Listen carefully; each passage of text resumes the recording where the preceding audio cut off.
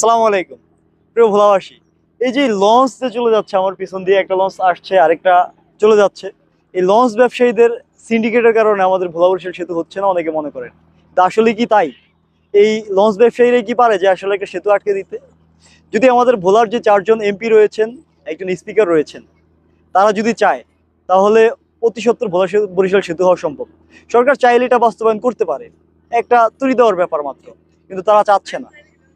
আর সংসদে আমরা যেগুলো দেখছি যে আসলে যে প্রস্তাবনা উঠাইতেছে ভোলা বরিশাল সেতু নিয়ে, এটা আসলে কি হবে কি না, এই ব্যাপার নিয়েও আমরা আসলে খুব সন্দিহান।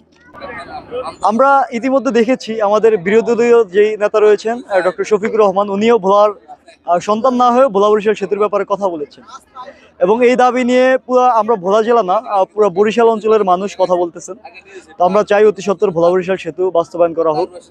এই লঞ্চ ব্যবসা বন্ধ হবে না, সেতু হলে লঞ্চ ব্যবসা থাকবে। কারণ সেতু হলে বাসে একজন মানুষের ঢাকায় যেতে খরচ হবে প্রায় 600 টাকা, আর লঞ্চে এখনো 300 টাকায় 400 টাকায় ঢাকা যাওয়ার সুযোগ রয়েছে।